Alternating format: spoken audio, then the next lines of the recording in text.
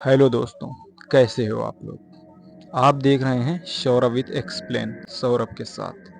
तो चलते हैं अपनी आज की कहानी की ओर। नमस्कार दोस्तों, आज मैं आपको एक ऐसी हॉरर स्टोरी बताने जा रहा हूँ जो बहुत पुरानी होने के साथ साथ बहुत डरावनी भी है। और यकीन मानिए, यह कहानी सुनकर आप हैरान हो सकते हैं। यह कहानी आपने पहले ज़रूर सुनी होगी। यह कहानी है एक डॉल यानी गुड़िया की, जिसका नाम है एनाबेल गुड़िया। तो आइए कहानी को हम शुरू करते हैं। दोस्तों, इस कहानी की शुरुआत होती है सन 1918 से। इसी साल एक अमेरिकी राइटर जो बच्चों की कहानियाँ और कॉमिक्स लिखते थे, उन्होंने सबसे पहले इस डॉल का जिक्र अपनी किताब रेगडी ऑन में किया था। इस किताब में उन्होंने अपनी साथ हुई एक सच्ची घटना के बारे में बताया।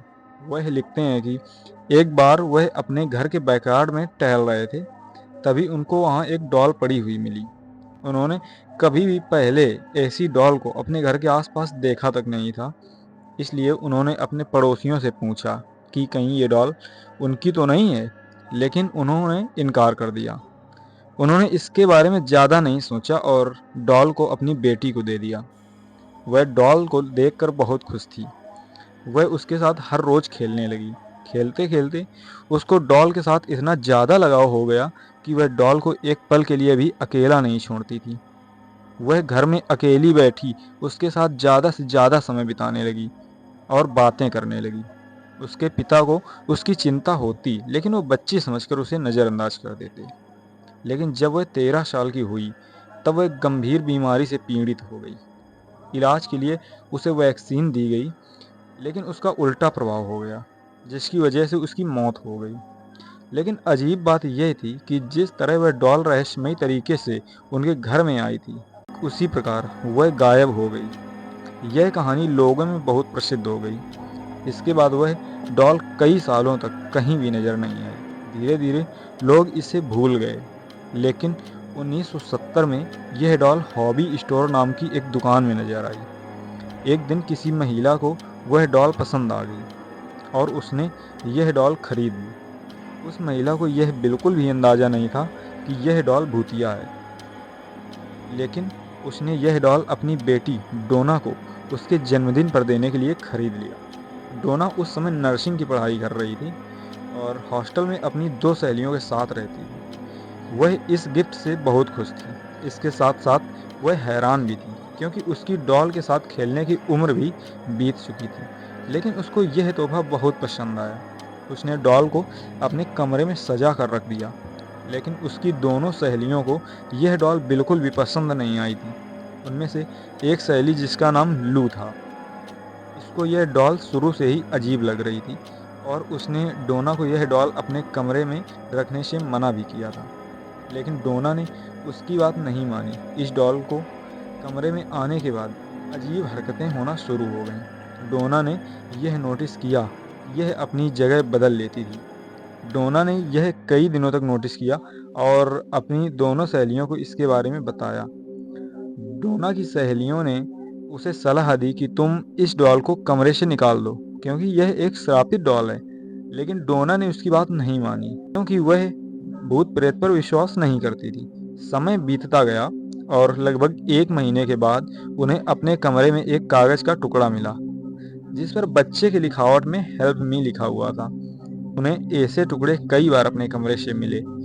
एक दिन जब तीनों सहेलियां अपने कमरे में पहुंची, तो उन्होंने देखा कि डॉल की छाती पर और कमर पर लाल रंग के निशान पड़ गए हैं। लेकिन क्योंकि वह नर्सिंग कर रही थी, तो उन्होंने इसका पता लगाने में ज़्यादा समय नहीं लगाया।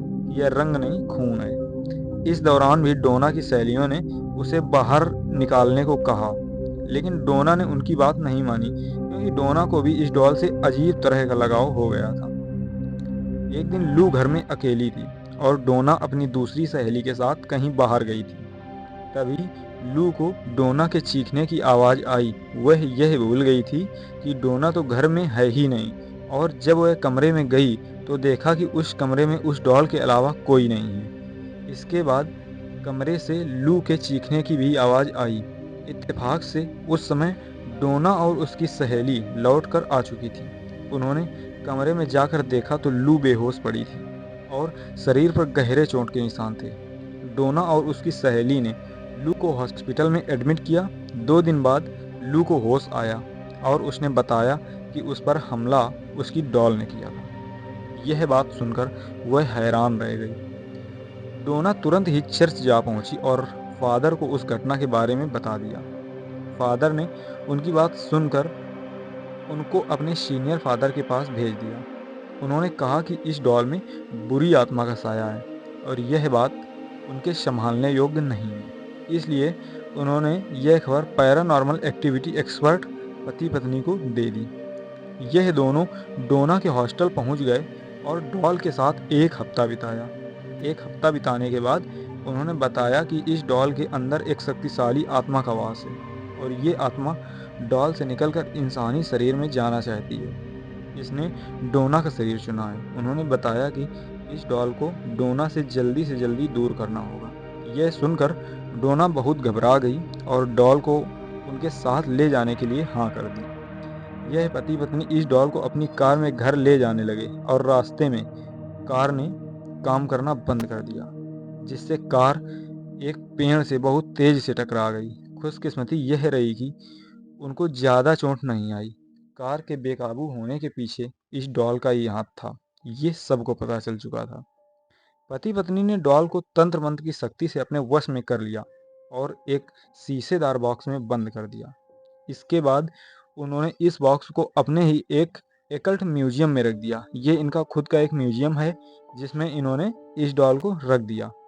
आज भी आप इसे इसी म्यूजियम में देख सकते हैं और साफ साफ बॉक्स पर एक वार्निंग भी लिखी हुई है कि बॉक्स को दूर से ही देखें, हाथ न लगाएं, क्योंकि हाथ लगाने से हो सकता है कोई प्रॉब्लम आ सकती है। तो दोस्तों, ये कहानी हमारी यहीं तक थी और आपका इस डॉल के बारे में क्या विचार है ये हमें कमेंट बॉक्स में ज़रूर बताएं। और अगर आप लोगों को वीडियो पसंद आई है तो वीडियो को लाइक और चैनल को सब्सक्राइब कर लें। आपको डेली एक ऐसी ही वीडियो देखने को मिलेगी। तो मिलते हैं अपनी किसी नेक्स्ट वीडियो में, तब तक के लिए धन्यवाद।